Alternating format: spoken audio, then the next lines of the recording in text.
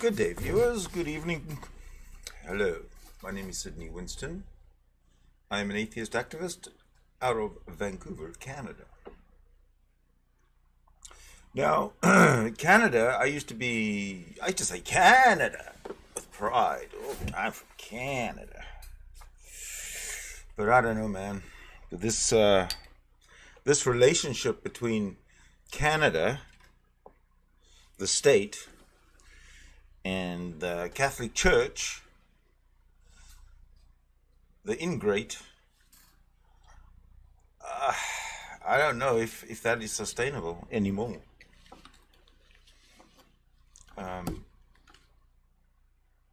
When something that's been suspicious, even though there's lots of evidence, okay, blah blah blah, just there's lots of pieces of evidence, okay, and that causes suspicion. And when that has been around for decades, the suspicion, and after decades, there's confirmation that the suspicion is a fact. Like, for example, with residential school suspicion, there was always the odd case here and there that we all knew about that proved that the residential Catholic school system in Canada was racist, was murderous, etc. I believe now there are three residential schools in BC. Correct? I might be wrong about the locations, but there are three residential schools that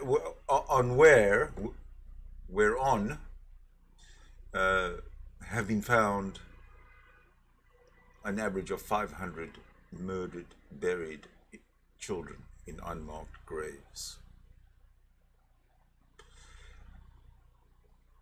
We have to be, if we are really human beings with the feelings of, who follow the principles of humanism, if we really are that species, and we define ourselves as followers of humanism,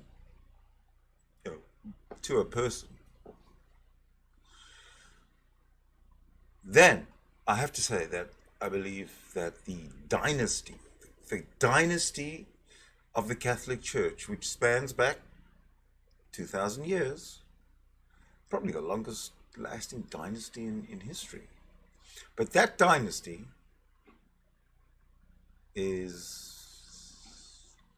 has reached its peak and is now spiraling downward in terms of prestige, in terms of relevance, in terms of global importance.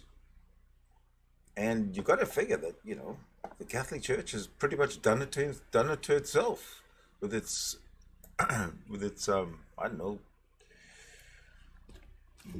pre-medieval doctrines and dogma. But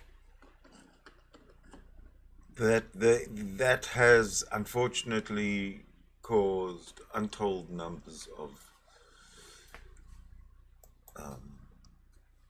tragic stories, absolutely tragic stories. Now, one of those tragic stories is written by a lady named Leanne Marie Leader Charlie. She writes a story and she headlines it, "My dad went to Lower Post Residential School. He did not die of natural causes." And there's a subtitle: "The discovery of children's remains in Kamloops last month hit close to home," writes Leanne Marie Leader Charlie. So she is a writer for the CBC, Leanne is. And if you look at her, you can see a life of hurt, trauma, disappointment.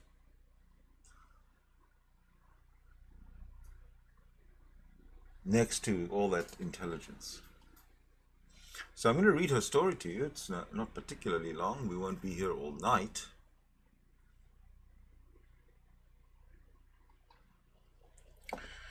Let's see, how's best to do this? I'm just trying to set up so I can actually read the thing. Here we go. So, Leanne writes. Oh, firstly, I've got to say, there's more to it. The article is the experience of Leanne Marie Leader Charlie, a northern Tachoni woman from Yukon. That's way up north from where I am. I am the daughter of a residential school survivor. I always want to add the qualifier when I say this because my dad only just survived. He died at the age of 35, the coroner said, of natural causes. People do not die of natural causes at the age of 35. Like many children of residential school survivors, I must piece together my family's history. For Indigenous people, our personal histories run parallel to systemic issues rooted in colonialism, racism, and subjugation.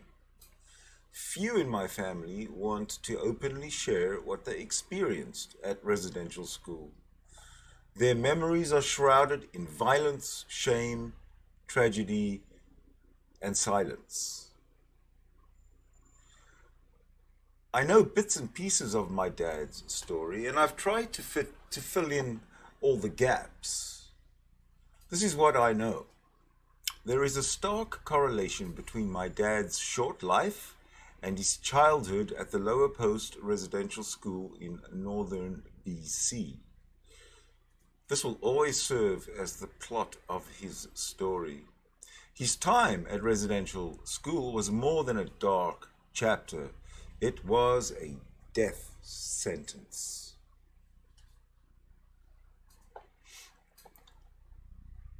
Oh my God. After leaving the Tkemliups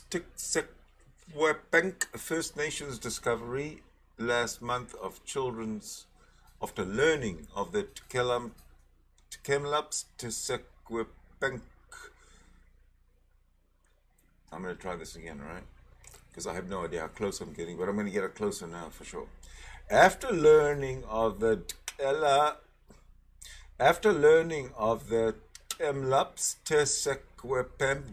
First Nations discovery last month of children's buried remains in Kamloops, BC, well, less a discovery and more a confirmation of what their people already knew. I grieved, surrounded by a select few. My sister, partner, mom, and my dear sweet 3-year-old son. The First Nations Kupki7 Roseanne Casimir said that some of the children were as young as 3. Those words ricochet through my head like a sharp echo bouncing off mountains, violently searching for a place to land. I don't want to feel the stabbing pain of that truth.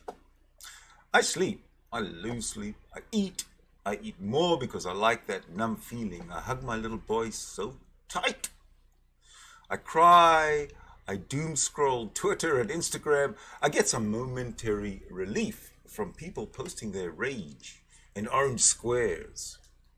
But it still hurts. A few friends text me to check in. One drops off dinner, another shows up at my door unannounced.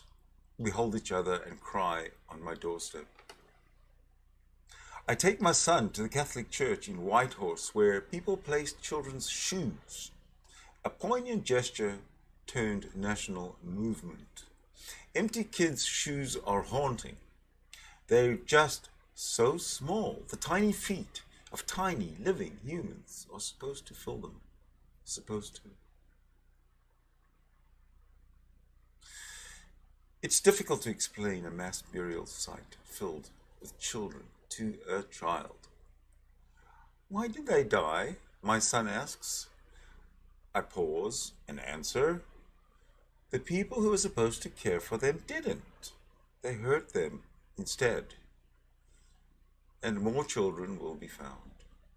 The Truth and Reconciliation Committee, the TRC, confronted with story after story of kids' deaths and disappearances, knew this back in the 2010s. The commissioners proposed another project to properly document those deaths, but were denied. We need to begin to prepare ourselves for more discoveries like in Kamloops, said former TRC Chair Murray Sinclair earlier this month. I opened the TRC's final report to Volume 4, titled Missing Children and Unmarked Burials. I do a quick search for Lower Post.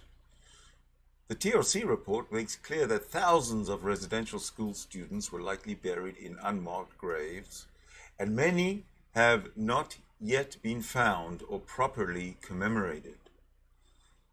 Some may be at Lower Post. The Kamloops Tesekwapenk First Nation had to apply for funding to empirically unearth what its citizens already knew. The Catholic Church and the federal government did not fund this component of the joint colonial project.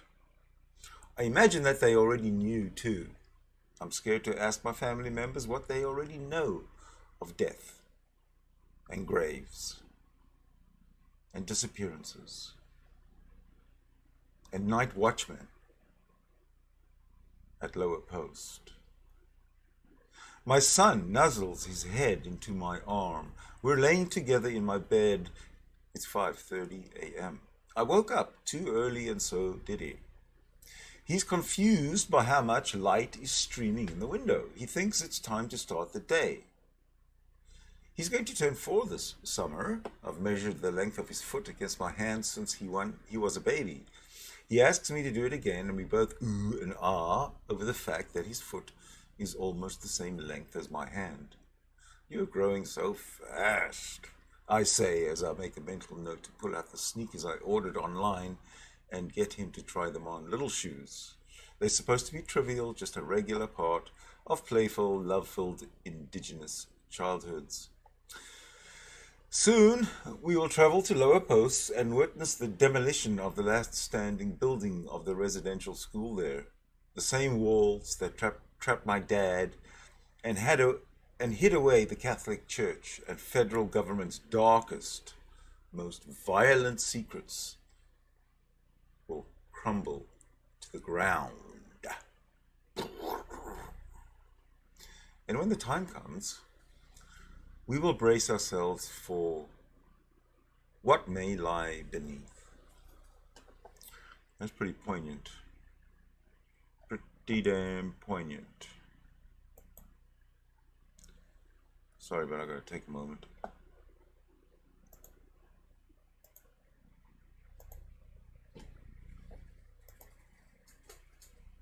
Okay. So, that was one story out of how many tens, how many scores of thousands? Oh boy, I tell you. Which brings me around to the topic of the discussion that I want to open up with. You know what it is, the damn Catholics. Yes, the Catholics. And what I'm going to do is let me first go check the I'm still a little down before I do anything. I just want to check the chat, see if anybody else is down with me.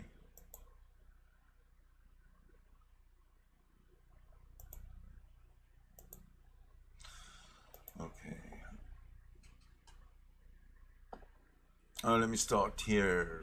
Oh, yes, I started late. Oh, man. Listen, there's a law in physics. It's called the direct proportional law. And it goes like this. The higher the ambient temperature, the further away Sydney Winston is away from his computer. I'm sorry, it's a law. The the temperature went up and I couldn't get close to my computer at the time that I'd previously scheduled, and that's why I'm doing it now when it's cooler.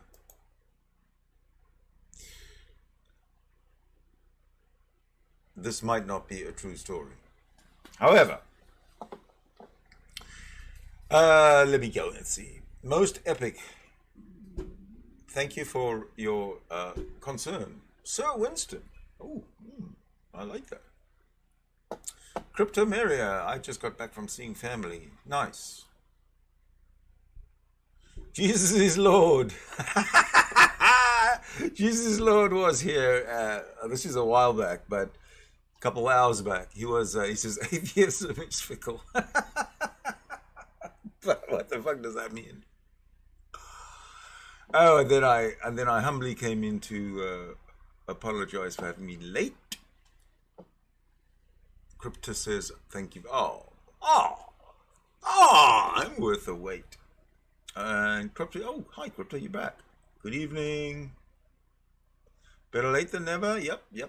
Oh, okay, so then, yeah. Okay, yeah. So, that was pretty heart-wrenching that now, you Catholics are going to suffer. You Catholics are, okay. It has been revealed to me through ways that cannot be denied that every Catholic, throughout the generations, throughout the centuries, throughout the millennia of Catholicism, every single Catholic has been and will be consigned to the blazing flames of hell. Now, you cannot argue the point with me, okay? It just is. Hello, Troy. Troy Bruns, how you doing?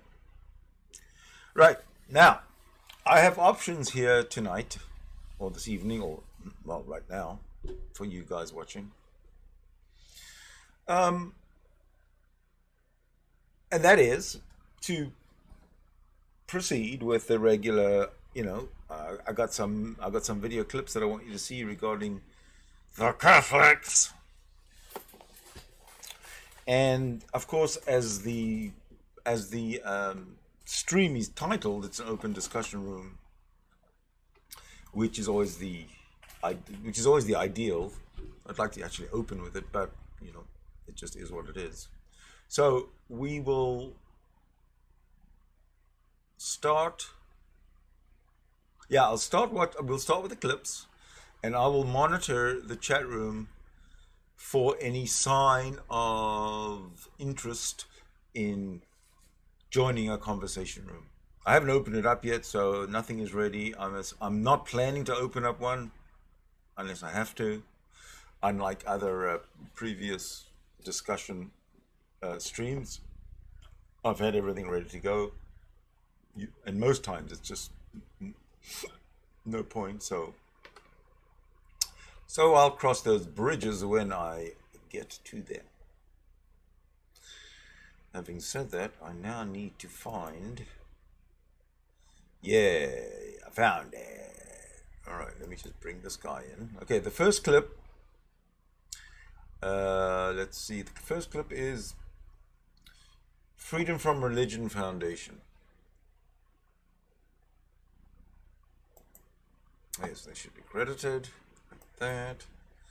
And I guess where can I put myself?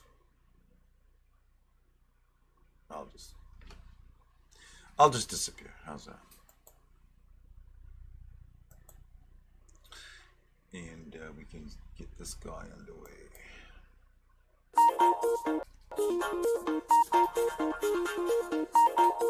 300 predatory priests, 1,000 victims, 1,400 pages, 2 million documents reviewed, including some from the secret archives of the church. This is the new report that the Pennsylvania Supreme Court required the grand jury to release about abuse from 6 dioceses in Pennsylvania. And the report makes one thing absolutely clear, at least to us. It's time to quit the Catholic Church. The numbers are sobering, but if you read the report, they're actually worse. The grand jury believes that thousands more victims have not come forward. They're either too scared or wish to remain silent. We believe the real number of children whose records were lost or who were afraid ever to come forward is in the thousands. If this were any other organization, if this were a huge multinational corporation, or if this were a chain of restaurants or a big chain of schools, it would have been shut down immediately. The problem here is religion. These men claim to be speaking for God. They claim to have a pipeline for God and are acting with divine authority. And that is why this is such a persistent problem. Religion poisons everything. If you stand by the Catholic Church, you are complicit. There's no way around it. This is not the first of these reports, and it will certainly not be the last. It just happens to be very well documented. We know this is going to continue happening. We all know this to be true. It's time to quit the Catholic Church. If you've already done the right thing and quit the Catholic Church, please visit FFRF's website. We have an action alert up that discusses a couple of bills that will actually help these victims and help authorities go after the Catholic Church and the rapists. The horror of this report is impossible to overstate. And it's really difficult for any thinking, compassionate, empathetic person to understand how you could still consider yourself a Catholic and not be complicit in these crimes.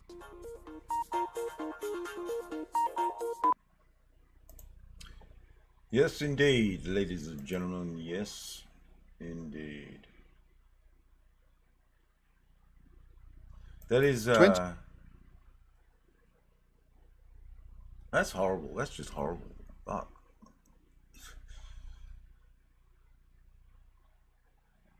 You know, I thought I could contain my emotions quite well, but man, this is not easy.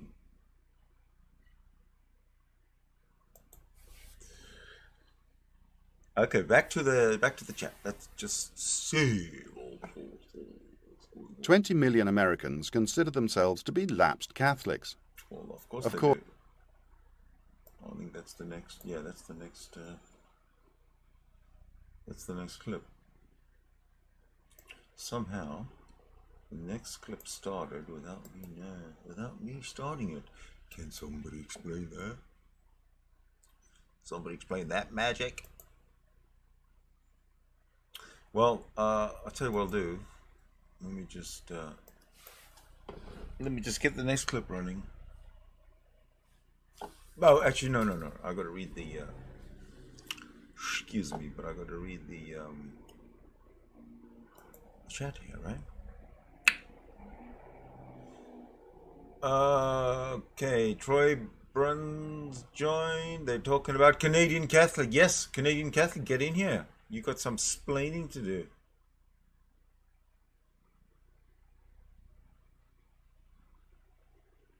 Yeah, I agree. We need to end this crypto, end it, and that's what Andrew Seidel just said in the previous clip. That was pretty powerful, wasn't it? We aren't the only ones who are waking up to the horrors that are turning up in the wake of the Catholic Church over history, throughout history.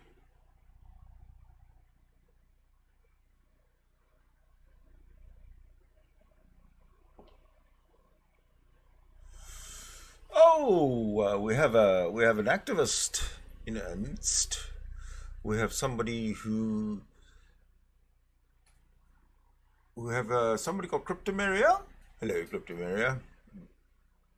We know you well. Who has a pet project? Ending non-profit status for churches in Canada. Yeah. Oh yeah. Yeah.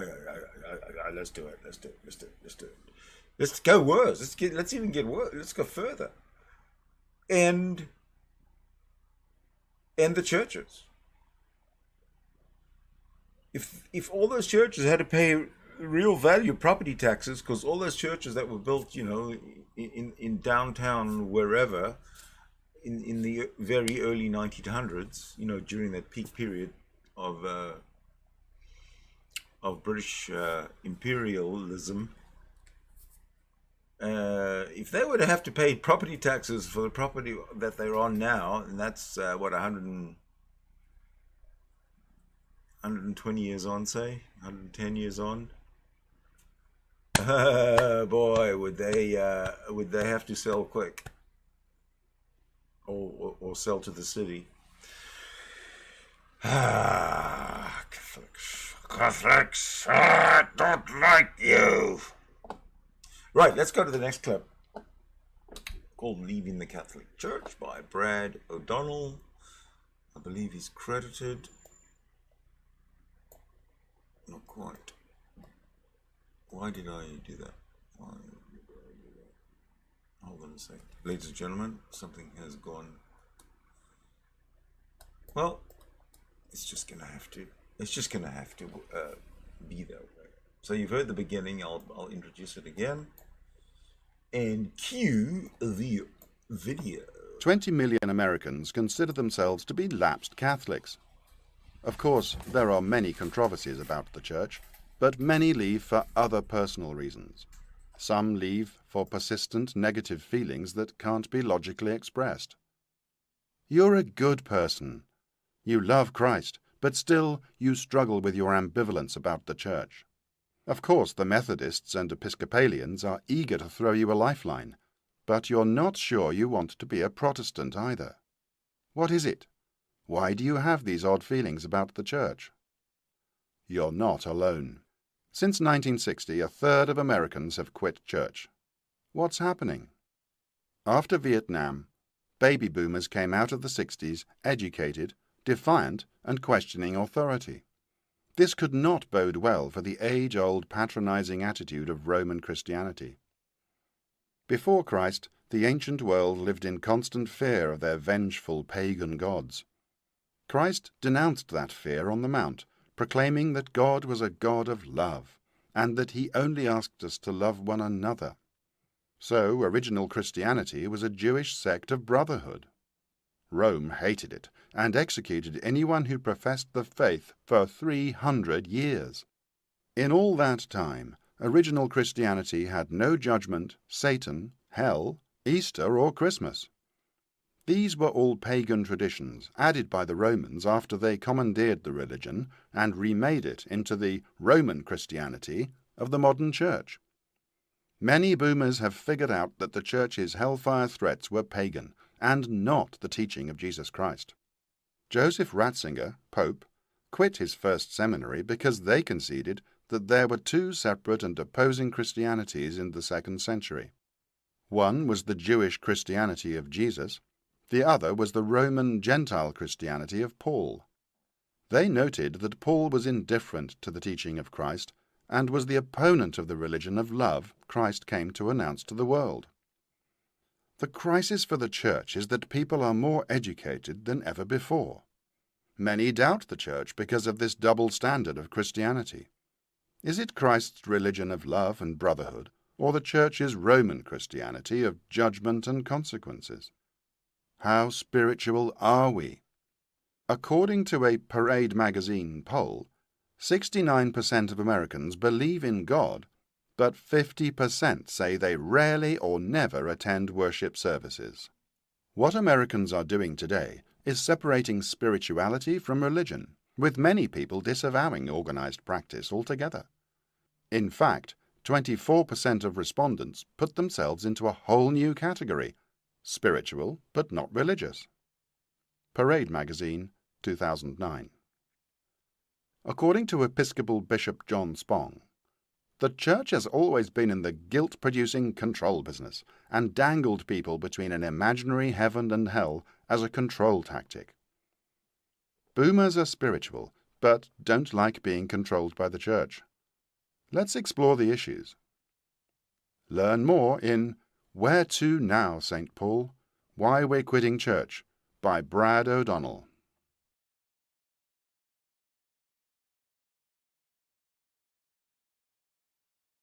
Where to now, St. Paul? Where to now? Okay, so I did something while the clip was playing.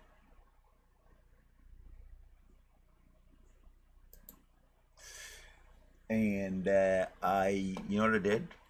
I'll show you what I did. Hold on a sec. Things are happening here that I do not understand it technically. A new survey out of the UK, Okay, which I think is stop. No. Oh yeah.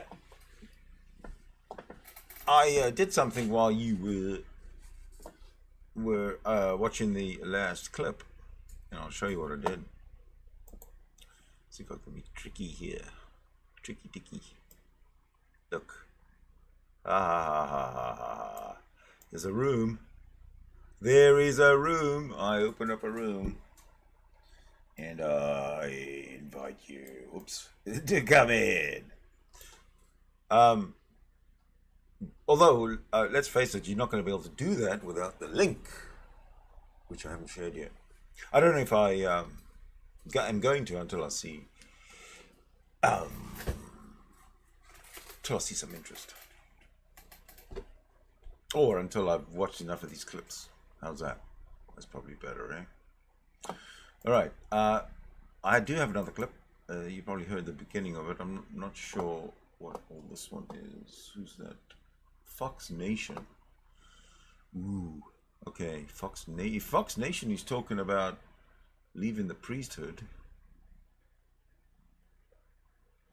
There may be. Maybe. What's going on here?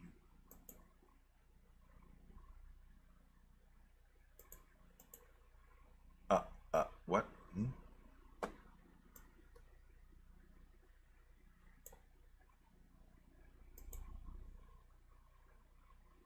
Sorry, but technical things are starting to...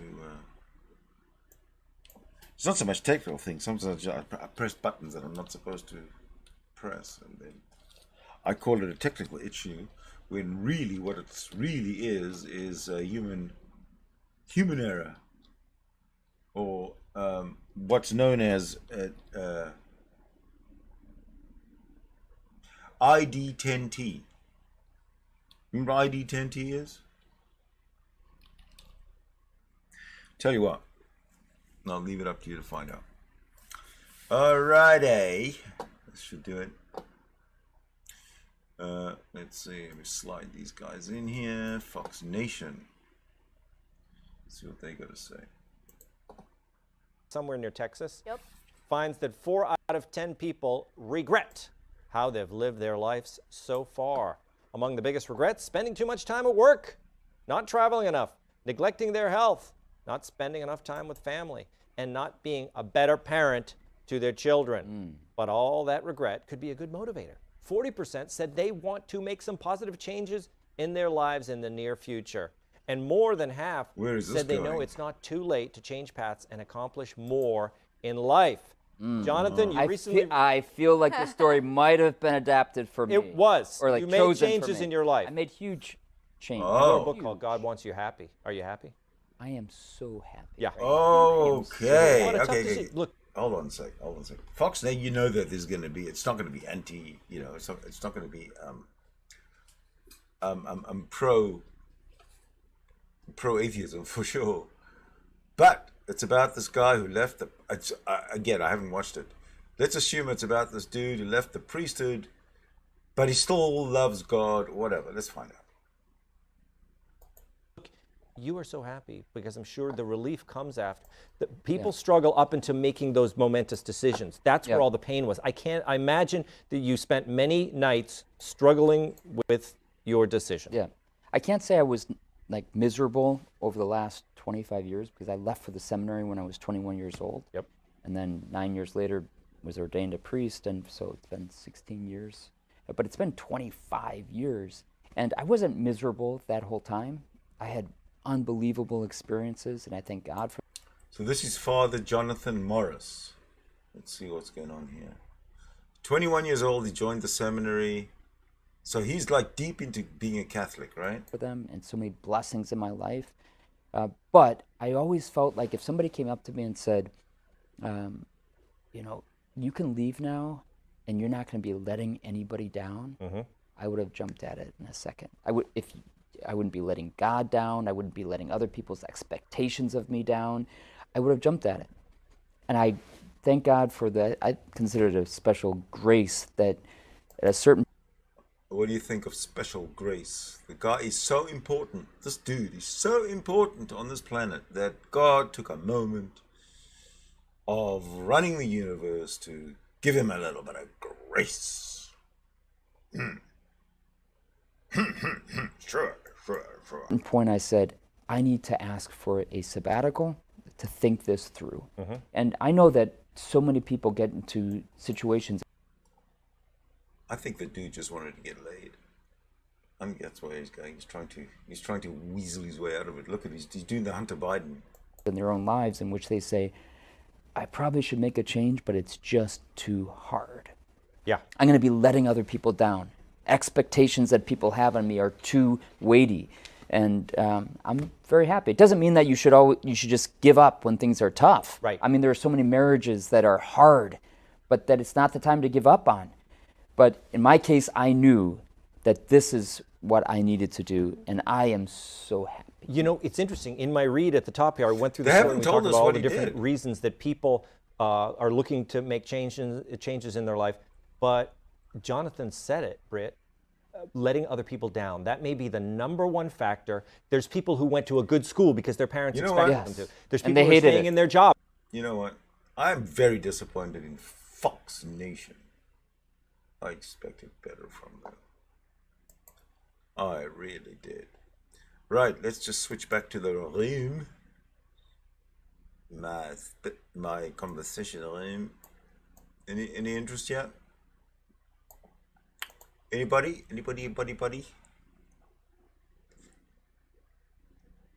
I don't mind if nobody turns up. That's okay. But if you do want to come, let me know. Maybe Jesus is Lord will turn up today. What do you think? You think Jesus is Lord is just waiting in the wings for me to say, okay, that's a wrap, and then he's going to say, oh, he's going to write, as I turn up, you close the room. Ha, you scared of me. You run away every time I arrive because I'm Jesus is Lord. Hey, man, these Christians, they think so much of themselves. So all right, that was very disappointing. Let's go to the next one, which I am sure will more than make up for it. I just want to make I just had to leave the Catholic religion. Ah, that's the one. I just thought there was an ad first. All right. This one is Jamari. I have no idea. Don't ask me, because I don't know.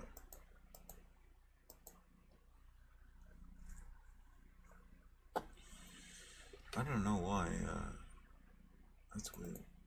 Something changed. Jamari. Let me just write Jamari.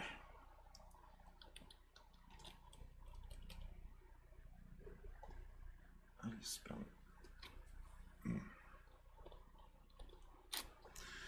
Right. Oops.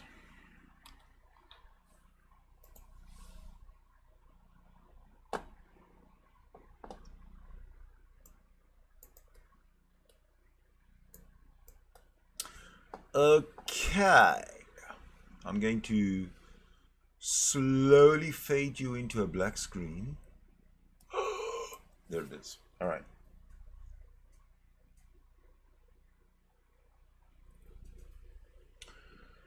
Let's try and fix the wound of Fox Nation that Fox Nation left on the Sydney Winston channel, and get a really decent. Oh, I just had to leave the Catholic religion.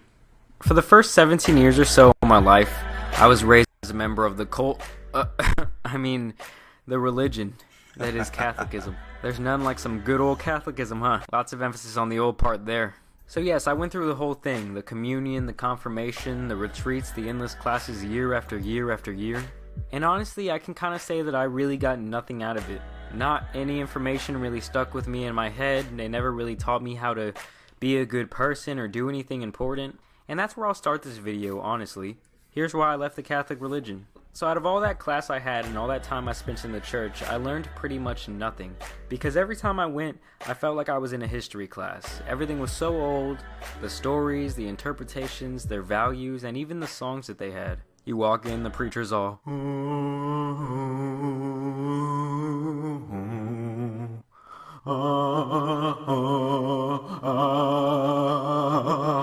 all the regulars in the back all... Hallelujah, hallelujah,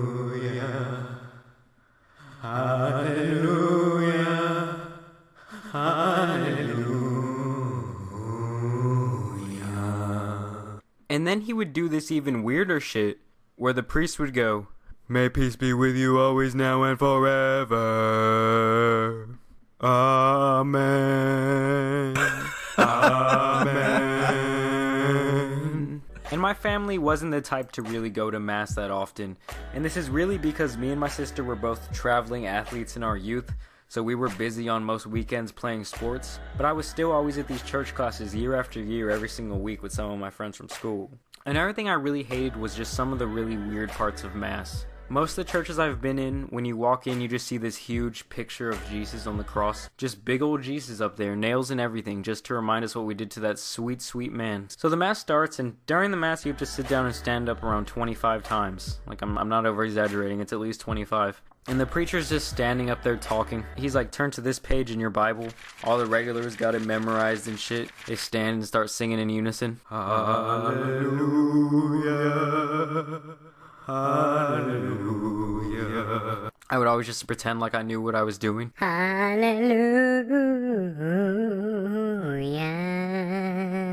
And all the people that go to mass regularly look at you kind of bad if you're not attending that often.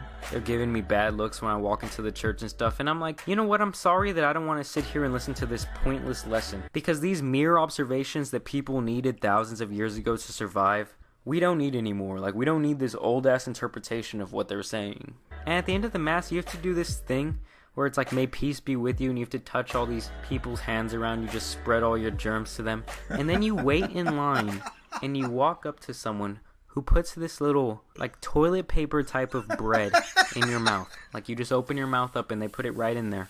Then someone else tilts the cup up, gives you a little bit of wine. If that's not some ceremonial shit, I don't know what is. I wonder if they used to do it with children's blood. And don't even get me started on the priests and how you have to go to confess to them. That's some of the biggest bullshit I've ever heard. Why do I have to go and tell this old grand wizard looking motherfucker all the bad shit I've done so he can exalt me of my sins? It kind of seems to me like a scapegoat system to do bad things, and it's like a reset every single week. Because in the Catholic Church, all sins weigh the same, whether you go and murder someone or you tell a little white lie. And it's just so weird to go into confession. That weirdo's just sitting there behind the screen. What have you done, my son? Well, sir, this week I cheated on my wife with the 4th floor janitor at work. And, I assaulted someone on the bus, too.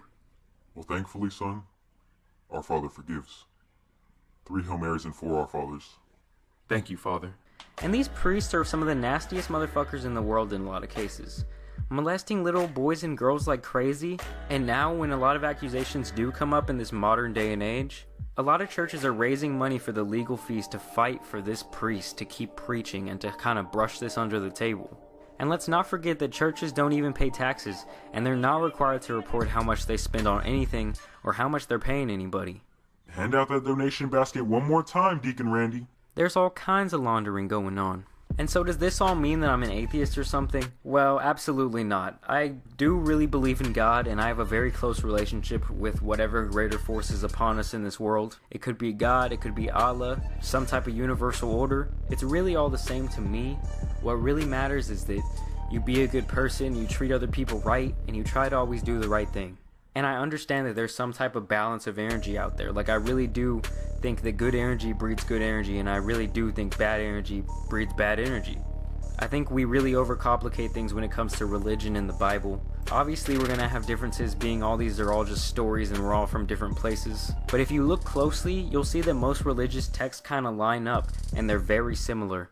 And there's no reason for all this war and stupid shit like that. I say you should just let people believe what they want, because we're all gonna believe in things largely because of who we are and what we've been through. So who are you to tell someone else that they're wrong about something that we're all really just guessing about? I guess that's my real point, is that Catholicism was just way too judgmental, outdated, and close-minded for me. Now that I've looked more into other religions, I don't know what I'm gonna be by the time I grow up, but I still do pray. I still do study the Bible somewhat. I really think that's all I need, is a close connection with God, a close connection to my spirituality. That's all that's really important to me. I think that's all that should really be important to everyone. But I want to thank you guys for watching this video. Maybe some of you could relate a little bit with our new little modern landscape in the world. I want to thank you guys for over 2,500 subscribers. Y'all are the best out there, yo. Please like and subscribe today, and I'll catch y'all later. Peace out, homies. To all my niggas. Peace out, man. Peace out, homie. Right. So, even though these people have God on their mind, they realize that the Catholic cult is not godly, not in any way godly. And having said that, I think that that last clip was a great place to stop the clips. And having said that, you know, that means the conversation room is opening. Now I'm going to go find the link so I can share it with you.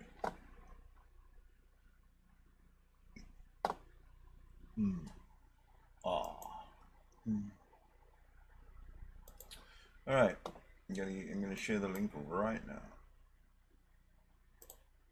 As you can tell, I am busy and hard at work. Okay, I'll put the link in the chat. The link is in the chat. Ladies and gentlemen, big news. The link is in the chat. And I'm going to pin it. And now I'm going to say hello, chatters. Chatters. There we go. Okay, so now everything is set. And I just wait.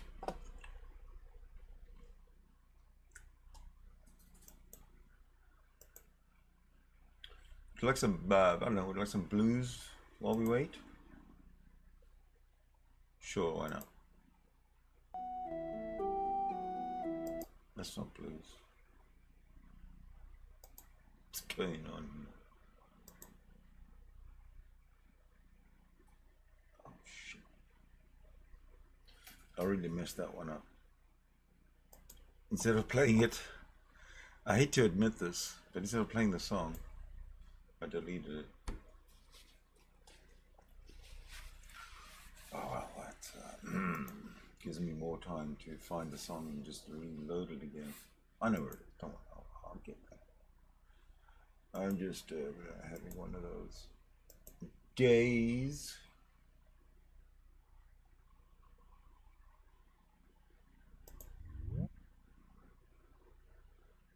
What was that? I heard noise.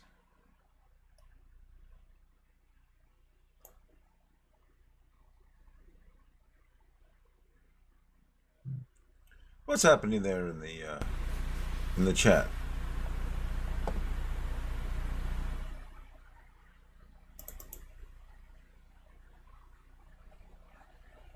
Damn, where am I going to find it?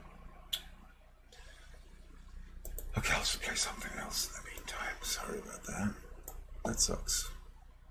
That really sucks. Because that was the nicest song. Let's see what this does.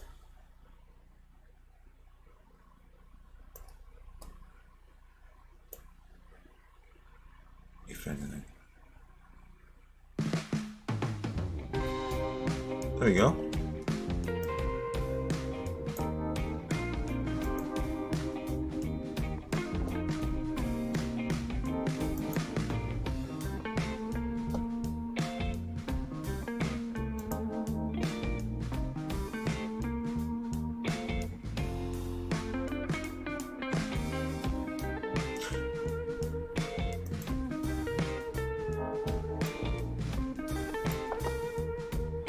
Hello. All right, we're in a room. Oh, okay. We got a room going. I can't hear anyone. You're muted, Troy? No, you're not. Yeah, I was. Oh, there we go. There's occasional fireworks and the dogs barking. So Oh, okay. Fair enough. What else we got?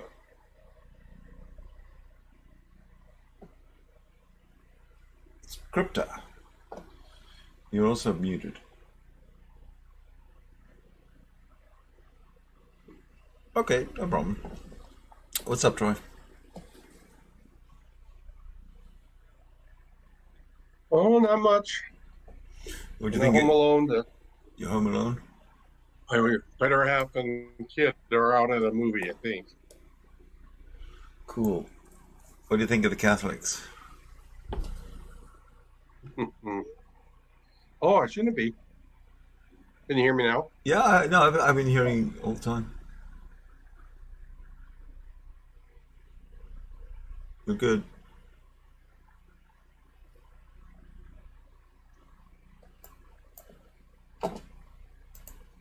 Can you hear me simultaneous to when I speak? I just heard you, yeah? Okay. No, it sounds good. Sounds good. I can hear Oh, you. just kind of chilling. So, Catholics. What do you think of Catholics?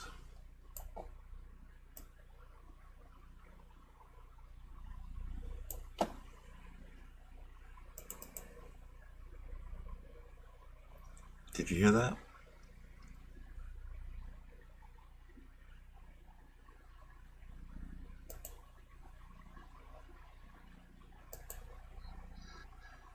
Well, there seems to be a lot of delay. I don't know. I'm not sure why that is. But you asked about the Catholics.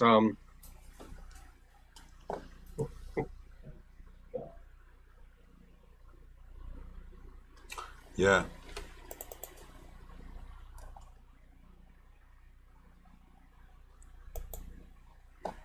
I did.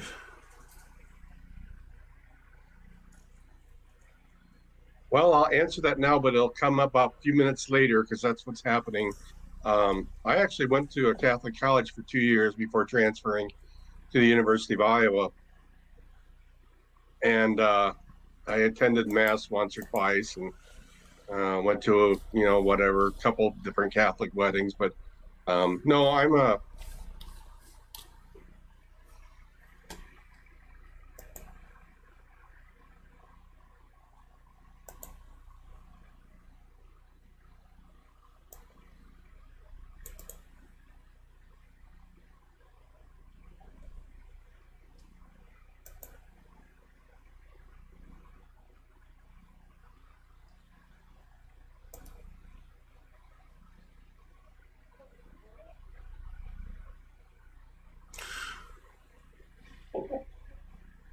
You just stopped. You just stopped in mid-sentence, did you?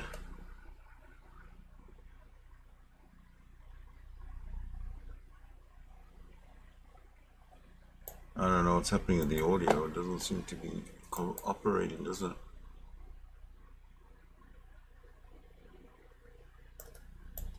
Is there a reason why there'd be like a minute to two delay? I don't know why there's a delay at all. I can't tell if there is even a delay. Well, I hear myself speak, but then a minute later, then I hear the recording. Well, maybe you should turn off one of the audio streams coming in, like the YouTube audio, and just listen to the audio through this chat, through this audio window. Okay, let me. Because you're probably getting it twice. Okay. Maybe that.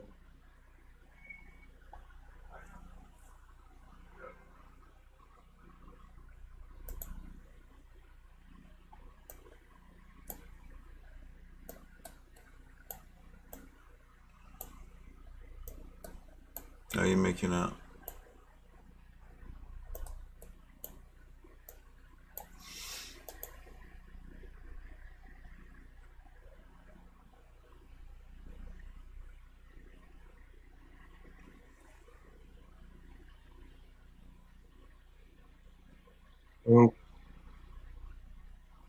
Yeah. I don't hear any feedback at all. So if you're hearing feedback, it's on your end, probably because you've got two. You can, when you joined the room, you didn't mute the YouTube. Perhaps. Perhaps. Let me then try that different. Be right back. Well, it's no. All you got to do is mute the YouTube. You don't have to leave the room. If that's the problem.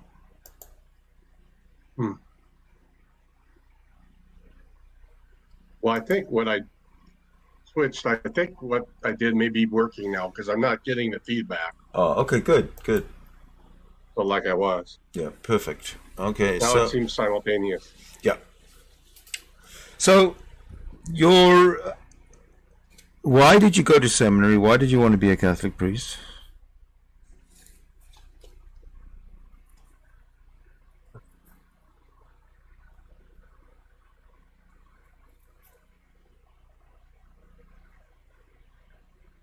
Did you hear me?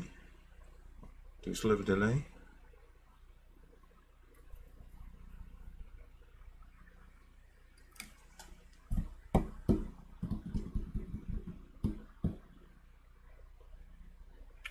I don't know if this is working very out. This is not working out very well, this communication.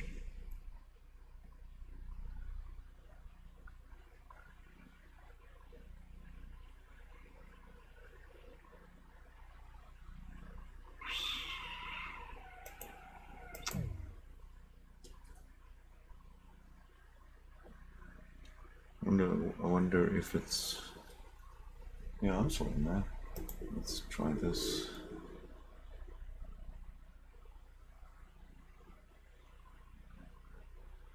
No, it doesn't look like... Still having the feedback. I don't know.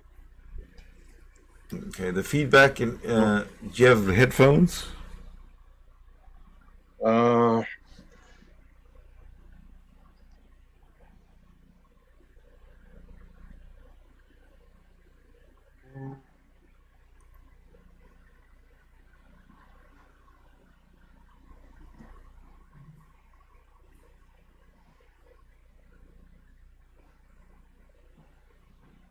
I don't think I have any in this room. Okay. Well, are you hearing me right this minute? Did you hear what I just said?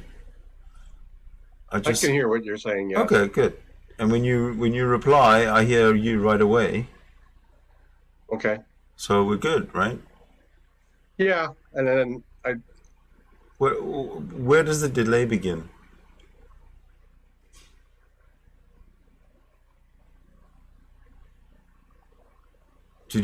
Where does it... So it's delaying right now? Yeah, you just talked about the headphones. It's still cycling around. Oh, okay. So obviously, what's happening is you're getting you're getting the audio from the YouTube live stream on your YouTube channel. Okay, so I click that off then. You click that off, or just the audio off. Yeah, just click it off, and that should solve the problem. Okay. Now I hear silence, so there you go. How's we're that? Good. Excellent. Yeah. Yeah, that's why you were getting it in a delay as well. Yeah. Because we'll speak the delay between me and you speaking, and then when it hits YouTube, is probably 20 seconds or something. Okay. Simple fix then. Simple fix done. Yeah. I'm new to this, so. Yeah, well, you're doing well. You're doing well. Yeah. Hang in there. Yeah. Are you in Canada? Are you asked about the... I'm sorry? I asked about the what? The Catholics. I'm in Wisconsin. Oh, all right. Yeah, I was, I grew up in Iowa, so just a few states south of the border there, and I went to a small college, the Catholic college, which I wasn't Catholic, but It was one dorm, and so a lot of direct attention. In the dorm, there were 10 guys and 90 women, and so it was a real small school. Yeah. And I guess the odds were good for dating and such. But after 2 years of struggling through that, I went to the University of Iowa, and I've had some other things too. But no, I never had any intention of seminary, and I've been kind of a secular person really since age 17 myself. Yeah, so I'm 56. So when I was a young guy, it was during the President Reagan era, and I totally got bewildered with things that were said and done at the time, and I've been a liberal ever since age 17. I remember the Reagan era. That was when the moral majority began. Remember that's when the right-wing Christians kind of started to unite in some kind of a organizational form, politically in the United States and here actually in Canada. They did more so than the usual, and then they had a voice in the White House with a lot of the cabinet members, and even people that thought that the nuclear weapon would bring upon the return of Jesus through Armageddon, and that type of insanity was going on, and I guess we were lucky to get out of that decade alive. Yeah, I do remember all that pretty well. You're in Vancouver? I'm in Vancouver, in British Columbia, where they found all these bodies, these children. Yeah, I heard about that. The Catholic Church in this province, in this country maybe, but in this province for sure, is I think doomed. How are they possibly going to explain this away?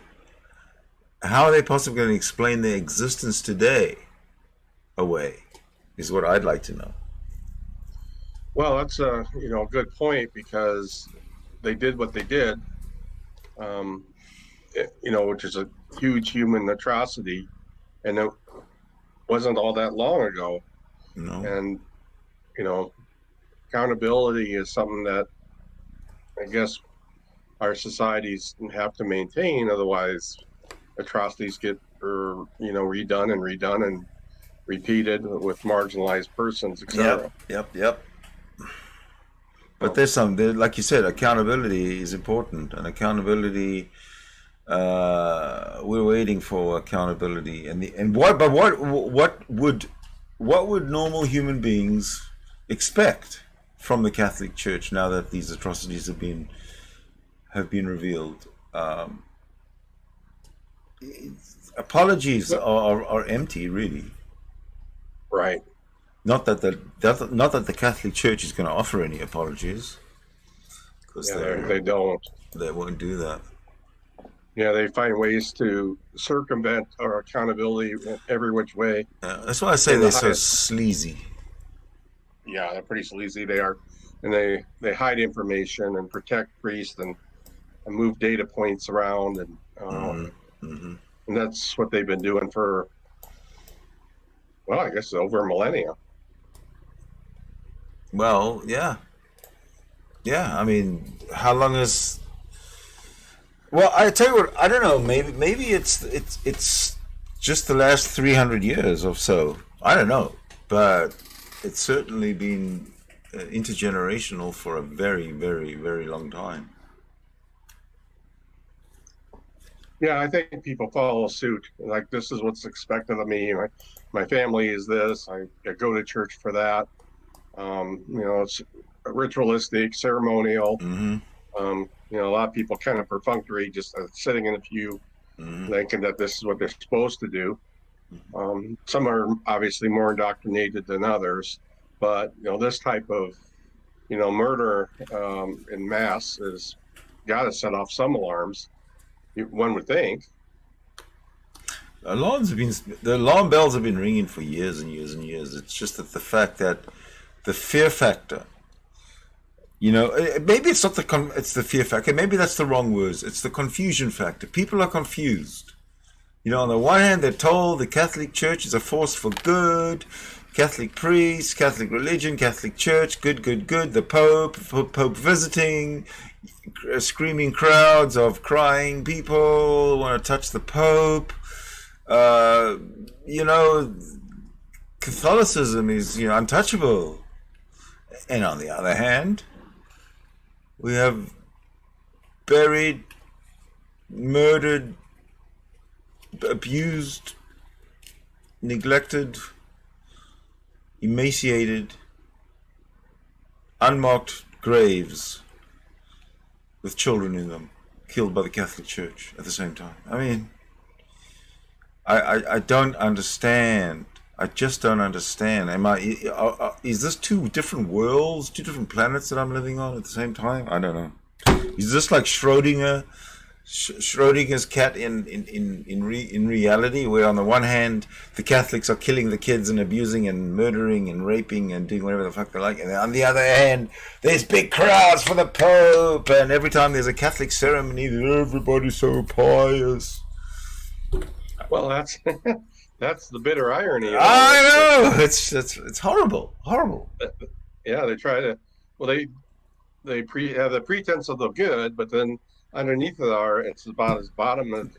Well, there is no bottom. But we know about it. The fact that there's this good evil part of the Catholics, or what they try and present themselves as good, but they're really evil.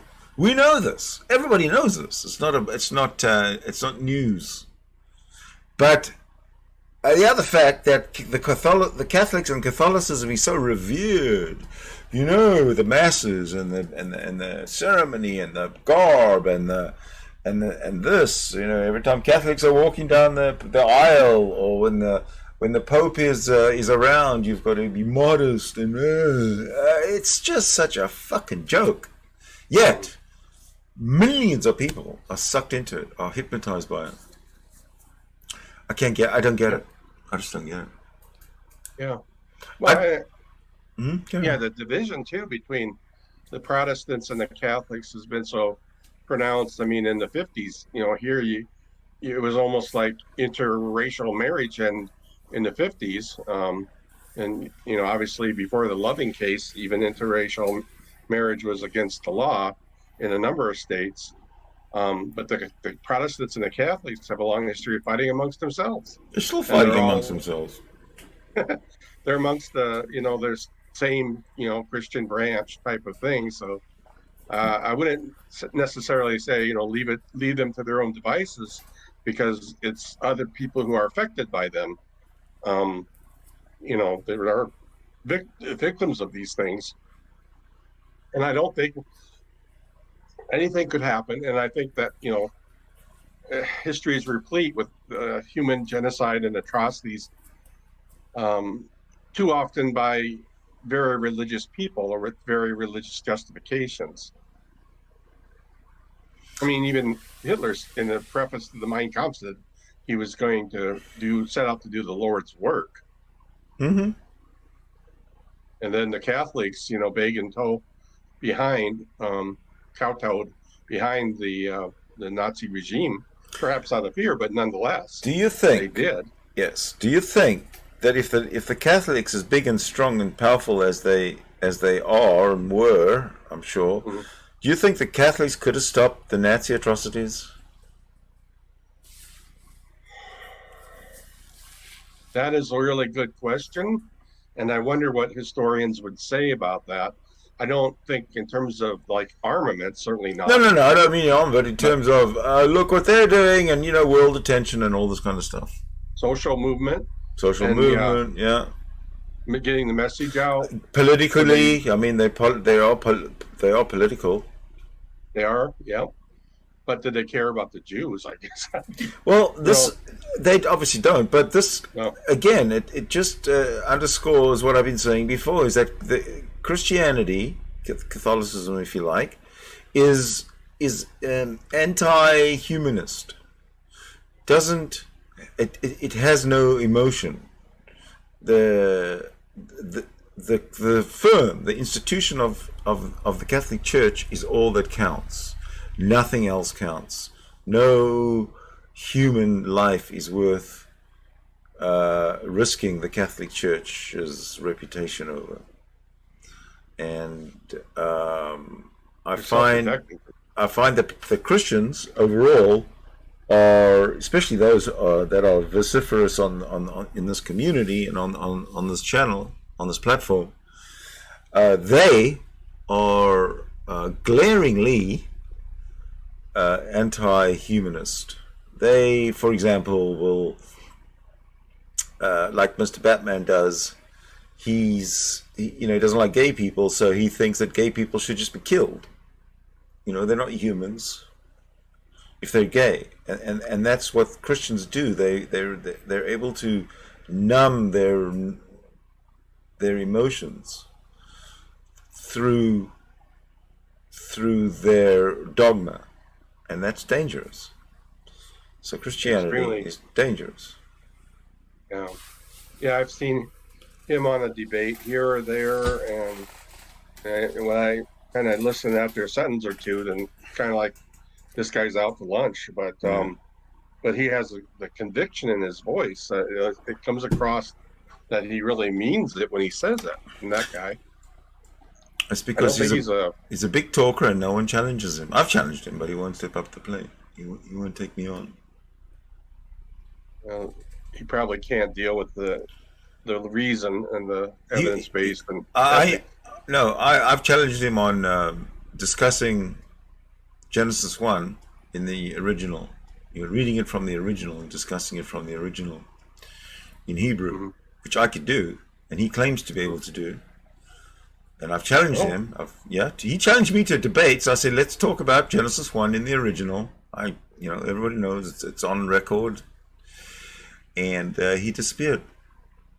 So if somebody knows where Mr. Batman is, tell him that I'm ready right now, if he likes, to come and start the Genesis 1 lesson. I'll teach him all about Genesis 1 in its original.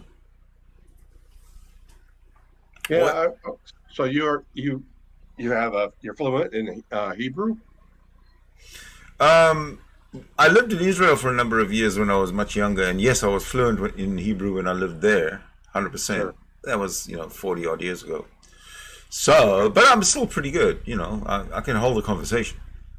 I've lost a lot of the vocabulary that I would probably need to be like 100% fluent. But I can read, I can write, I can look up in a dictionary. I can hold a rudimentary conversation, even a fairly decent conversation.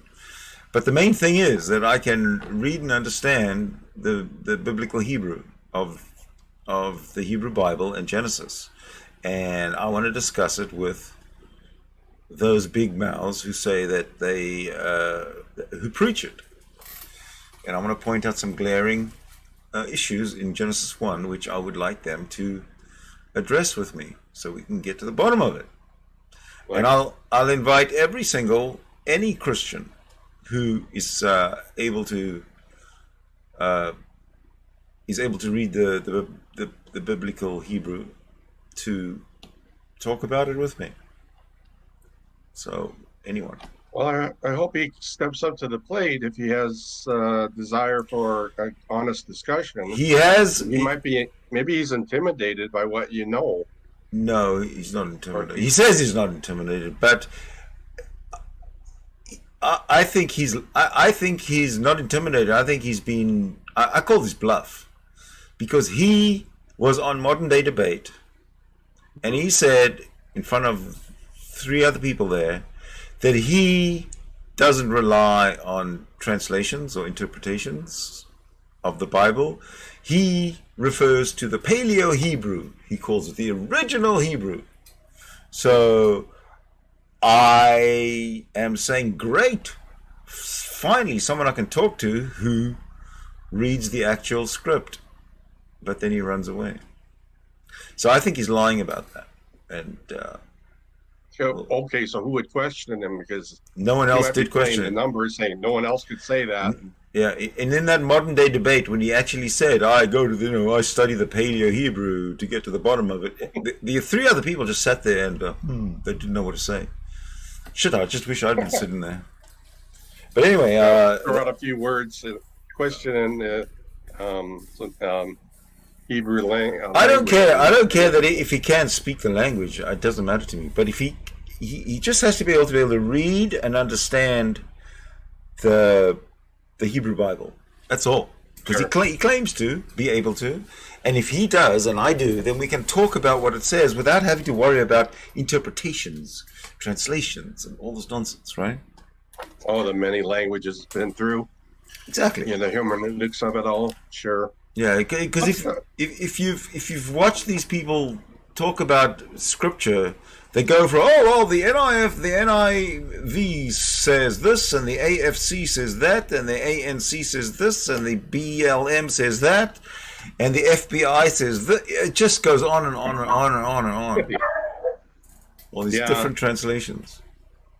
Yeah, they throw anything they can to try to win a point. They'll jump from book to book to cherry pick the lines that are misinterpreted to the Book of Enoch, and all that kind of stuff. It's almost comical. I don't to grasp the psychology of something like that is quite an endeavor. Well, I don't. Yeah, it's hard to fathom sometimes. But isn't there a part in the translation of the Bible where, and you would know, but the persons of the story, I think it's in Genesis, they asked the Almighty itself, what or who are you? And then in the book, the translation is a phrase that's gibberish, maybe in Hebrew. You know what I'm talking about? No. No. It's some part where I'm just referencing. Well, I'm not a Bible scholar. Oh. But I can read Hebrew and I can read text and I can make, I have a conversation about what I'm reading and what's written. Absolutely. Yeah. So, bring it. But Genesis 1, of course, is what I learned originally when they finally got around to, after 6 years of learning Hebrew, to reading the Old Testament. But Genesis 1 was, of course, the first thing I learned to read and understand at the same time, because that was the whole idea, was to get us to read and understand the words and be able to think in the language in a way. And successfully, I am able to do that.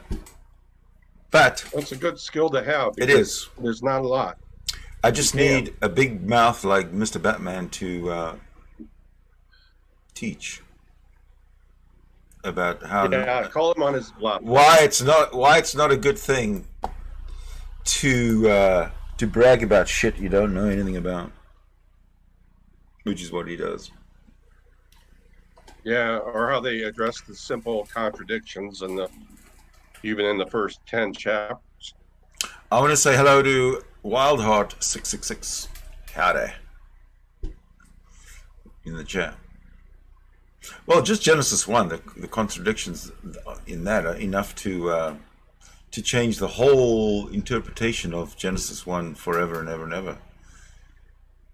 Because what everybody's spouting right now is provably nonsense. Yes. And then you can make little, sardonic comments like, oh, I wish I could read the Bible in its original Sumerian. Well, which is a drift on the plagiarized parts. Yeah, if it's around, if there are copies. I mean, if you're a real scholar, if you claim to be a scholar of Christianity, you have to go through a number of jump through a number of hoops. You first have to learn Hebrew so you can understand the Hebrew Bible, right, in its original. Right. That's what a true scholar does. And if you're a Christian, you have to go even deeper. You have to learn Greek, so you can understand the the Old Testament in the New Testament in its original script. Okay, so there's a lot of work. It's a lot easier to be a Jewish scholar, than it is to be a Christian scholar, because there's only one language that you have to learn if it's not your native one, and that's Hebrew. Whereas if you're a Greek scholar, you have to learn Hebrew, and if you're a Christian scholar, you have to learn both Hebrew and Greek, unless, of course, you're from Greece, in which case you have to learn just Hebrew. Unless, of course, you're a Messianic Jew and were born an Orthodox Jew and converted to Christianity, and you're Greek, in which case you already know Hebrew and you already know Greek. It's your preset to kind of get into the language. Yeah, I'm surprised we don't see more people like that here. It would be very interesting to have a Greek person who's born an Orthodox Jew, studied the Torah in Hebrew, converted to Christianity, or even went to school to convert to Christianity, and learned to read the scriptures in its original Greek. I would love to have that person on this show talking to me, or just talking. Yeah, it's interesting when someone can actually go to the source and not rely on, well, I suppose you could trust academic references if they're like peer-reviewed materials and no, but yeah, you could, yeah. But I'm talking about the people who on this platform preach a good game of Christianity and absolutely maul and insult atheists and atheism. If they were true scholars, then they would have the knowledge to bring to the table to back up their bullshit, or they might actually not even get to that point, because they'll realize that it is bullshit if they really knew the original language, and they wouldn't be such arrogant bastards. That's what I don't like about these Christians. They're arrogant, self-entitled, self-centered, narcissistic people. The thing that's alarmed me after paying attention to some of this stuff on YouTube clips and debates and things like that, is the degree of projection of one's own evident problems in lashing out at others. And I think, with the atheists in general, they're generally speaking are just kind of open-minded and just have a lot of questions, and I found reasons to just kind of follow science, and it's kind of silly to think we're that special of an animal that we don't. And if the whole time of the universe was, broken down to, this is like from Cosmos, broken down into 1 year, we've only been around for the last 5 flipping minutes. So are we so we're special in our own way? We exist, but everything that exists is special because it's pretty much it's managed to survive. For sure. Yeah, one life to live. But yeah, I think a lot of projections and some of their behaviors is just, it kind of, I always know it was around. I mean, we've had bad behavior since the inception of anything, but to see it play out on social media like it does from Christians has been a little alarming. And so sometimes I let my other side and, one with a bat come in and, try to bash back. Yeah. Because I find that, I want to call them out and make them think about it, but I don't think it really, really does much. Once in a blue moon, maybe someone will have a second thought, but I doubt it. The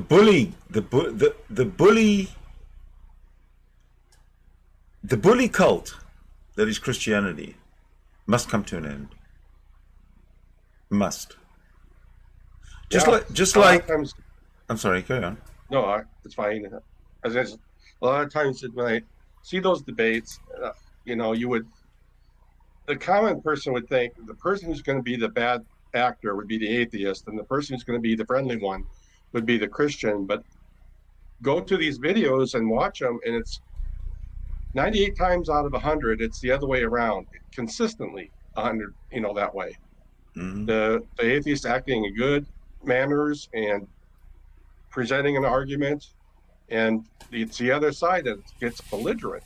Oh, they don't know what else to do. They've got nothing else. They've got no other ammunition other than to insult and to denigrate and to deflect. That's all they got. Because they're playing wrong. I just don't understand what's. It's got to be a not. Why would they think that they, as human beings, are better as a living organism than an animal or a human being that is of a different ethnicity or religion or whatever? Why would they think? Why would they think that they're better than atheists who have no religion and they somehow exalted and on some kind of a pedestal because they believe in something that's mythological and fiction? Well, I come from the world of psychotherapy, and I teach too, so I have kind of a couple different hats I wear. So I'm not a theologian. My wife was studying theology, and she switched to sociology, and she's a professor of that. And I instruct at a technical college, and I have a counseling office. So I think it's, what's his name? Norman O'Brown borrowed some semi-Freudian ideas about the life versus death, and that the Thanatos kind of mythos is that it's a death instinct, and that we sometimes have to create illusions that help us satisfy our intrapsychic needs of safety and security, and social silos reinforce that. So I think for atheists to embrace something different, i.e. reality perhaps, takes a lot of courage. They're not rebelling. I think they're just trying to figure it out, trying to be honest. And that projectile of that, perhaps that semi-death instinct, is very vicious and very self-protecting, even to the term of, maybe I don't like, picking on kids. I love kids. I have a couple. But they say childish, but immature behavior of some kind. And it's not just one guy, it's a whole bunch of them out there. That's the problem. And then organized churches trying to just rake in money. Kent Hovins, the guy with the ark, and where is it? Tennessee or wherever it is. Oh, Dirk Dawkins. Ken Ham, you're talking about? Yeah, Ken Ham. I asked you. I'm going to ask you this because you're a worldly fellow. Right. Where else in the world, other than the United States, is this kind of hanky-panky with religion happening? With fundamentalism? Fundamental, like it's on a huge, like you said, it's money. It's a business. It's a money-making. It's all about money. It's got nothing to do with religion. It's all about money. Yeah, money, power, control, all those little connecting pieces. Oh boy, I have to say it's kind of a worldwide phenomenon, various levels. Well, we know that in places like in Africa, in certain countries, there's a large sort of Christian revival thing happening. But that's there's grinding poverty and grinding really, really ancient traditions of suspicion. And I don't think there's any much money making there. They aren't big businesses, But like in the United States, these are huge money making machines. Oh, absolutely, multi millions. And the United States Constitution and infrastructure allows that. And it's inherently dishonest. It's inherently dishonest, but people like Kenneth Copeland are worth somewhere between 100 and maybe 200 million. Like I said, it's inherently dishonest. Yeah. Yeah. It's a business model. Yeah, that's what I'm saying. In what other country can you do this other than the United States? When you got suckers, you got a business market and not only a business model, but you got a market of suckers. I think Iceland's made it illegal. Good, I hope so. Yeah, it should. But it seems like American phenomena is different in a lot of regards, because I mean there were countries that had national health care 100 years ago, and we still don't have it. We're better than what we were, 10, 12 years ago. But you know how dumb? I'll tell you how dumb the United States is. This is the stupidest thing that they've ever done. Is they've gotten insurance companies involved in healthcare. What the fuck is that all about? Does anybody know what an insurance company is? An insurance company is a company that you pay money to in case something happens which you absolutely don't want to happen. Like the worst thing. It's like a risk. Okay, you're covering a risk, a consequence that you don't want to happen.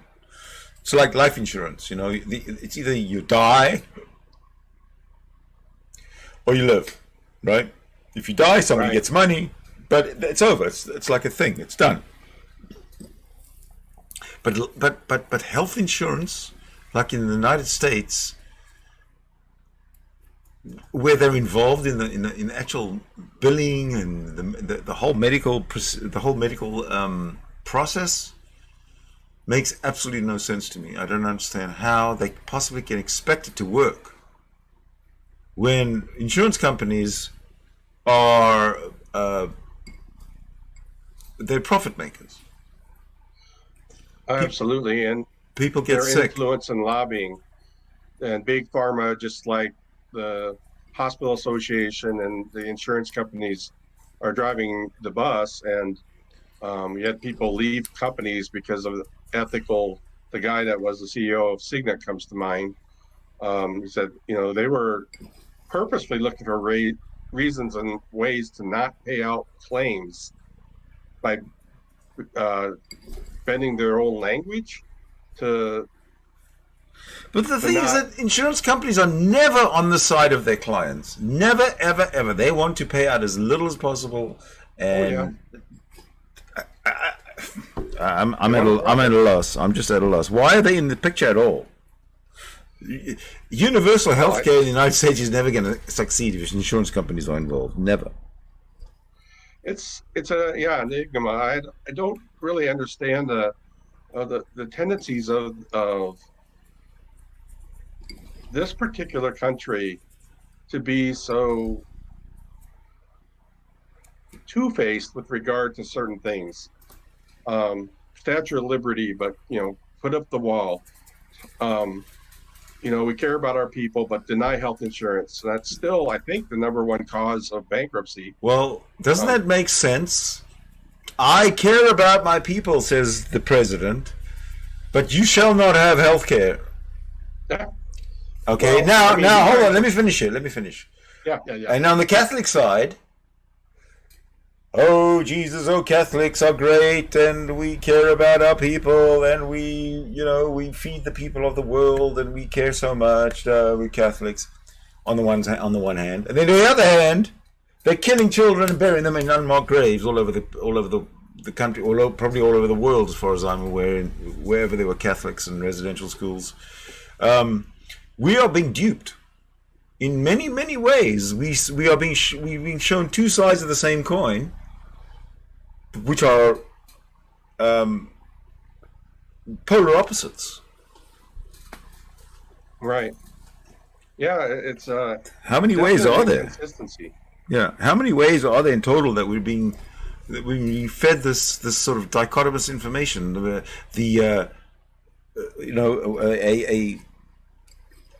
A side of the coin, and then another side of the coin at the same time. No wonder we're all confused and just what the fuck? We're all deer in the headlights. It looks like. Well, I think it can be drawn out like an iceberg, where the top part is image, and then the bottom is reality underneath the water. The 9/10. Yeah. Yeah, and that reality isn't always very pleasing. You can look at the Armenians, what happened to them, Idi Amin, what happened to them, Mao Zedong, what happened there. They were, okay, I can't say the word. Aborigine in Australia. I mean, we go around the globe pretty much, possible exception Antarctica, and find atrocities. Have you ever heard of the Belgian Congo? Heard of it, but I don't know much about it. Well, it's just another colony in Africa. This time the Congo, yeah. By Belgium. The Congo was colonized by Belgium, and the atrocities that the Belgian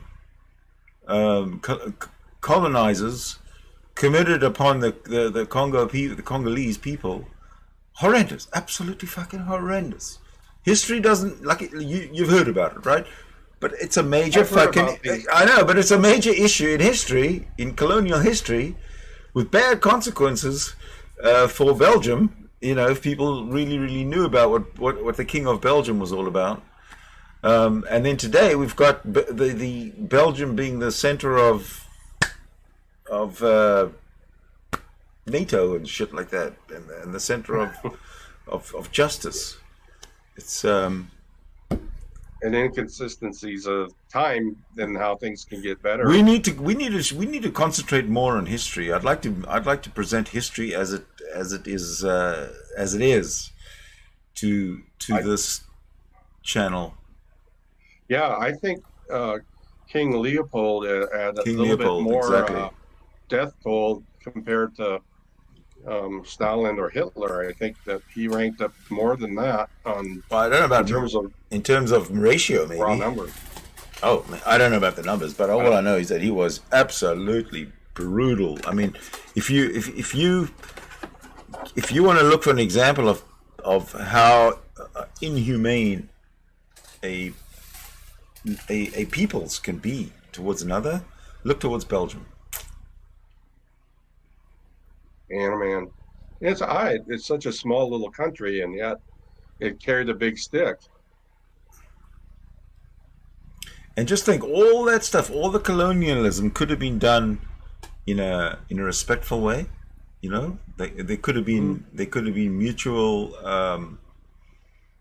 positives, because the colonialists knew how to do things like run countries. But no, they just rape them. When there was the Persian Empire extended its boundaries after Alexander the Great fell, and they got all the way to Spain, that after a while there was a good degree of moderation of cultural understanding.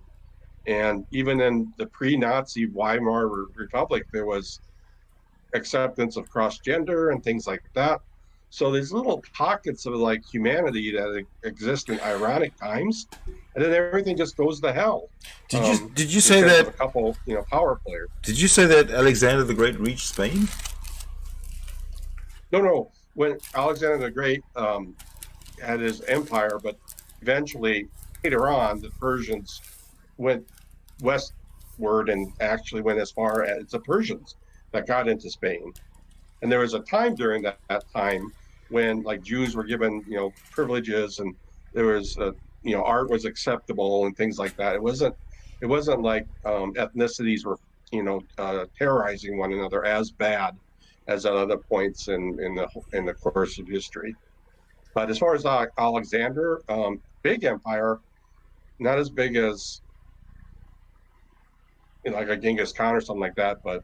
Well, what Alexander the Great, I'm sure that they probably came close to Spain, if not in Spain. Well, what Alexander the Great, he probably, see, Alexander the Great, what he did was, when he started his conquering ways, he went east and not west. Okay, so that's why he sort of went east and got to India. If he'd have gone west and got to Britain, the whole world would be different. Yeah. Kind of wish he had gone west. And, they.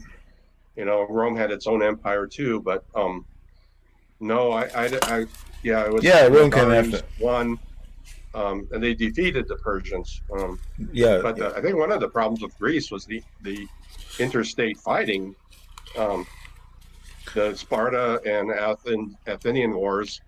But that was way back in. That was a long time ago. Yeah, in classical Greece time. like in Yeah. the 400s or 500s BC, whatever. Yeah. But the United under Alexander the Great, they did go east, and then a few hundred years later, Xerxes went west. I guess the only point I was hoping to make was that when Spain was colonized, after a while, when the dust settled, there was degrees of cultural tolerance from Eastern ways of thinking toward Western. And even in the Weimar Republic, there's bits and pieces and pockets of, acceptance across gender, other forms of more tolerant things, and that went to hell fast. And during the moments after the Russian Revolution, there were social movements too that kind of looked good, but then they didn't sustain. Reactive types of elements toward counter-revolutionary things. Mm-hmm. Yeah. Interesting stuff. Yeah, it's a lot of stuff, but the bits and the pieces of the humane parts of the social acceptance and tolerance, they come up every now and then. Mm-hmm. But there's themes by human nature whereby, whether it's religious and orthodox or mere political empowerment, that squashes these things time and again. Mm-hmm. But I think in our modern era, we have had a lot of social movements that are giving or paying attention to rights that can be given and provided and should be to people of all marginalized statuses. And again, in bigger pockets in some respects. Right. But side note though, on erase the whiteboard and go to this, and I thinking about Canada, I can't always, I can only imagine what you think about things that are happening here from your neighbors to the south, aside from Alaska. But well, we think our neighbors to the south are insane. I suppose so. Fucking totally insane. Stay down there.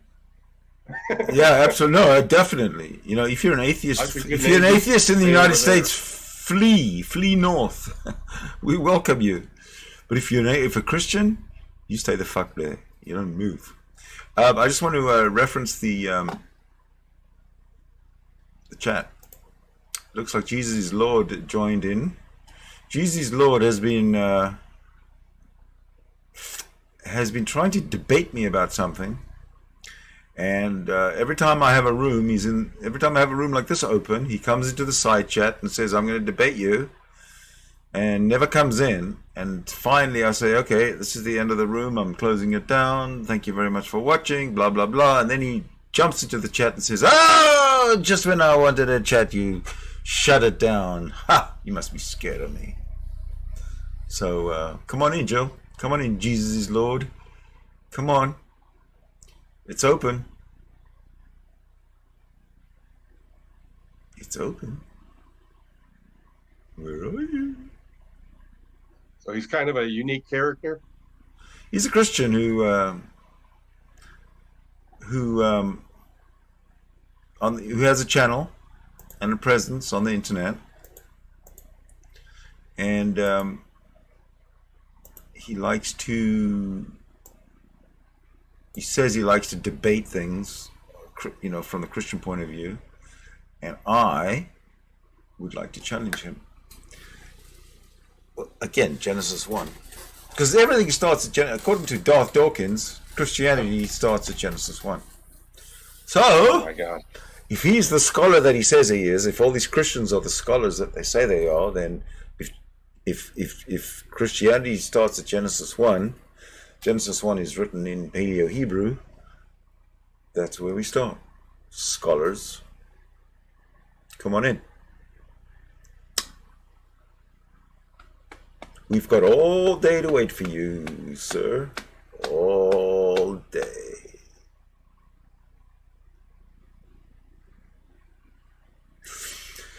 Well, I think that Jesus is Lord is a chicken shit. Doesn't seem to want to No. again, I guess. He might. Well, actually, he might not even be watching the show, the channel now. I don't know. But yesterday, you know what's funny? Jesus is Lord yesterday was on Smoky Saints channel. Mhm.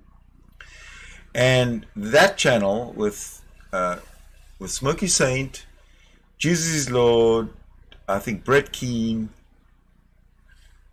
and I don't know, some other low-life Christian, I have no idea, I can't remember. They were live streaming, okay?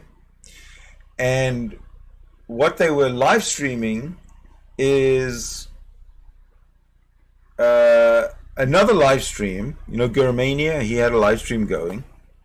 Now, Gurmania had on his live stream Raging Atheist and a whole bunch of people sort of as guests, and they were having a rage fest and live.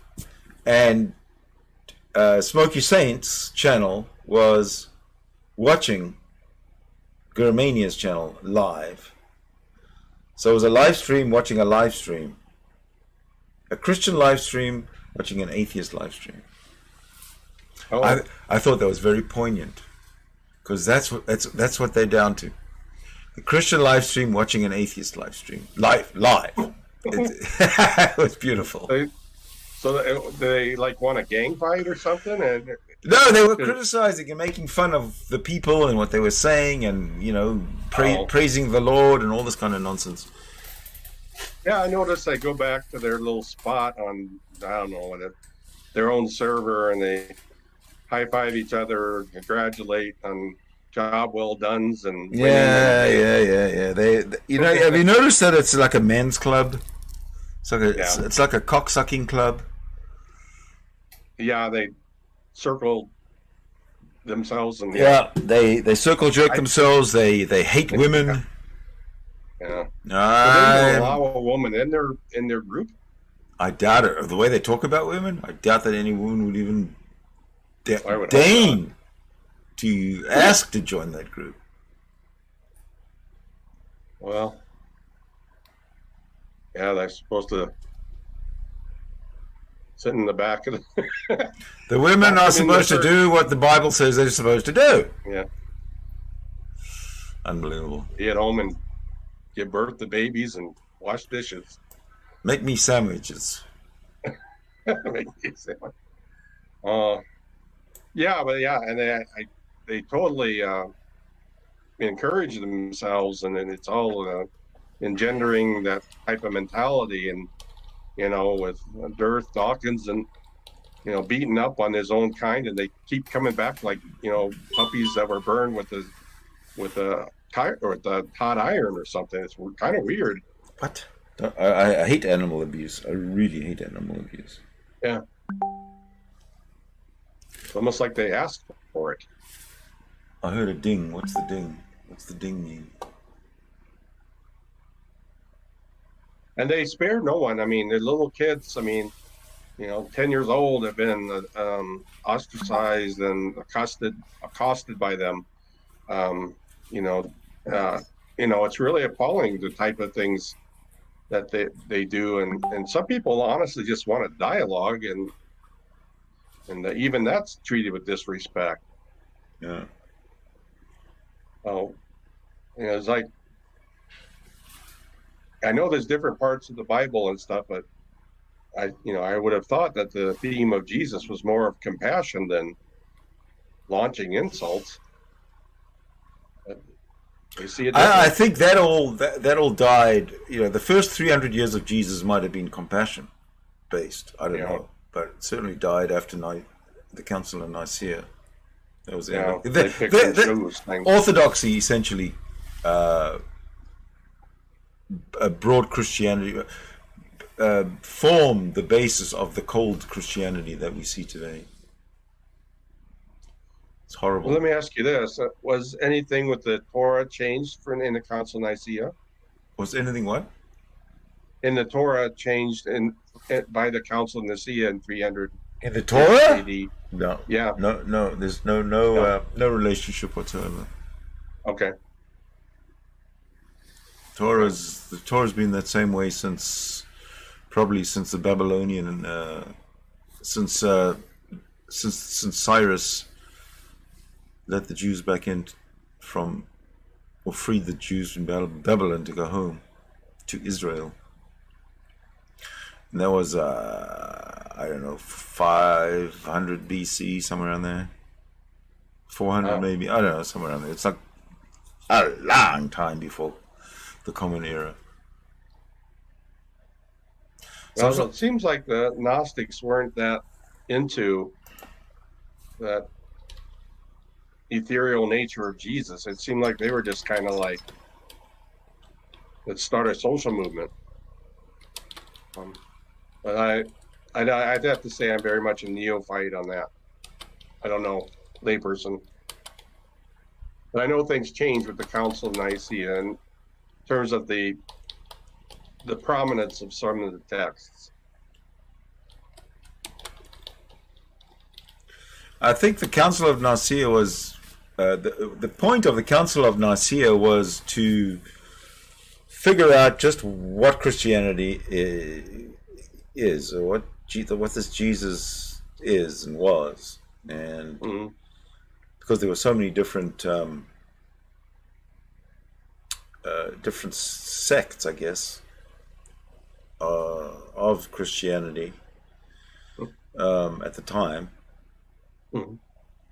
And that's how the Catholic Church emerged as the Orthodox, with the Orthodox doctrine, simply by consensus.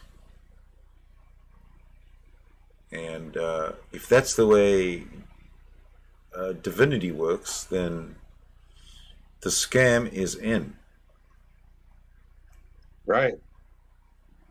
That, obviously, maybe it goes without saying in this group here, you and me, but no divine inspiration by a political group with political motives of a kind of a barbaric text written by primitives for primitive purposes. Mm-hmm.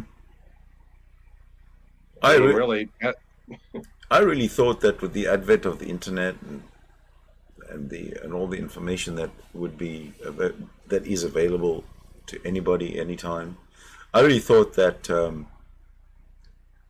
the mythology, the Christian or the Abrahamic mythologies would be recognized for them being mythologies and be relegated accordingly. But for some reason or other, I can't figure out why, especially in the United States, or specifically in the United States, Christianity is being supported by all these uneducated, misogynistic, patriarchal, narcissistic assholes. The United States is full of them. Yeah. And I think in one book I read last year, probably top of the ones that I read last year, The Founder's Myth, and I can't remember the author's name offhand, but that's about the origin of the country and how our forefathers were not trying to create a country based upon Christian scripts or beliefs. While a few of them might have had some Christian allegiance on a personal level, a lot of them didn't. And they totally were intentionally leaving Bible scripture out of constitutional writing, Bill of Rights, all that stuff. Yeah, but why did it say that God-given God-given inalienable rights or whatever? It said that, didn't it? Yeah, I think that may be in there, and that may be one of the counterpoints. Yeah, that's a mistake. That's a huge mistake. Yeah, and but I mean, like, no establishment of religion in the First Amendment, with the 5 things that it protects. There's a lot of pieces in there that they're really not theistic. They're more, let's just deal with royalty and try to create a self-serving government. Now, it was kind of bad because the forefathers, they wanted property-owning landowners, which would be white people who are men, to be able to vote. And, obviously that doesn't include people, slaves, freed black people of the North, women, so there's a lot of problems. But the Founders Myth book is a testament to the non-religiosity of the intentions of the forefathers, in spite of a few of them that might have had some religious. How many of the forefathers were vehemently, like me and you would be, anti-slavery? Well, that's a good question. In spite of owning slaves and having sex with one or more of them, Jefferson considered making slavery illegal in the initial Constitution, but felt that that was too many tasks and burden to go against the crown and the colonialists of England. So that didn't gain any steam. So they didn't do anything with it. But as far as anti-slavery, it's a great question. I don't have a very good answer for it. Yeah, maybe these questions can be brought up in future conversations. Yeah. Again, I'm not an American, and I'm not all that schooled in the American Constitution, but I do have this one overriding problem with the 1776 Declaration of Independence and the Bill of Rights, etc., and the gap between that time and 1865, or whenever the slaves were freed. And then another 100 years later, 1964, when the Civil Rights Act was, there's something that doesn't, it's polarized.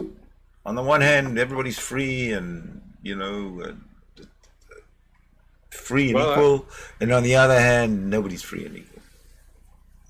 It's a very good point and testament to why, things like critical race theory is so needed, so desperately needed, because land of the free was actually a bullshit line, because of persons of color, marginalized people. Italians for a while, the people of Southern Europe came over, treated differently. The Chinese, we know about what happened to them, came over, couldn't sell their gold if they found any, forced to work on railroads, slave labor. The whole slave trade from 1620 to, and an Emancipation Proclamation, it only freed slaves to an extent, but Grant, I believe it was Grant, sent 1,000 troops only to make sure the slaves weren't mistreated on their freedom. And while some of them flowed to urban areas in the north, the whole Ku Klux Klan got steamed up, and there was lynching. So, and so they didn't give right. Another 100 years, and we're still talking about, can we even vote if we're black? And people die on bridges just to walk through the polls. It's just insane. And even countries who've had some treacherous dark spots in their history have outgrown a lot of those things and been much more quicker to basic human rights than this so-called land of the free that a little bit south of you, but where I live. If I say that if everybody was equal and free from 1776 and it was implemented, then the Nazi Party of the 1930s, the popularity of the Nazi Party in the 1930s would not have been such, because there would have been a culture of equality leading up to 1930 from 1776, which is 150 years or 200, whatever it is. I'm not very good at math, but a long time for a culture of equality to establish itself. But that never did happen in the United States. It still hasn't. So we're still. Yeah.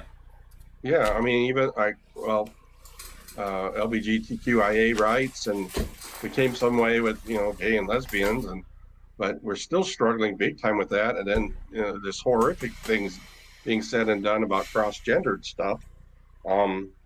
Even today and that's all Christian. That's all because of Christianity. Yeah. Nothing. Yeah, There's no other reason. Yeah, it's that type of judgmentalism. Yeah. Adam and Steve, right? Don't happen. They don't get it because, I mean, science shows that first of all, the brain is probably the primary sex organ, and that when people are born intersex, they might have an ovary and a testy and then two testes in the ovary, or two ovaries, half a testy, and vulva with alongside a penis. Things come out. It's not that. Well, it's true. I mean, literally, there are people born with different. I know. But it's so what? It's got nothing to Yeah. do. It's nobody's business, but that person and his or her doctor. It's that person's private parts. Yeah. But it isn't like Adam and Eve, or everyone's an Eve or an Adam. It's just they're different pieces. It's just I think it's a lot of simple mind. Listen, it's just what science. It's just what evolution does. It doesn't have any rules. It just does what it can, and this is what has. Sometimes it makes mistakes. Sometimes science doesn't even. Evolution doesn't know when it makes a mistake. Just It just happens. It just happens, and it's a mistake, and the mistakes obviously don't reproduce, so it dies out. Now, when you think about it, this little guy, or she, one of our 3 dogs, used to be related to wolves. Watch out! It's going to eat you if you don't feed it. Yeah, a dangerous animal, I might say. Yeah. So let her go. But There's Yeah, evolution definitely right there. There's 20 evolution 20 right there. In how many years? Less than 100 years? For dog evolution, For that that particular dog that you have there. Harley. Yeah. What was the question?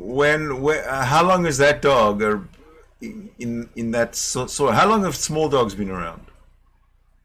Oh, well, that dog is. We have 3 dogs.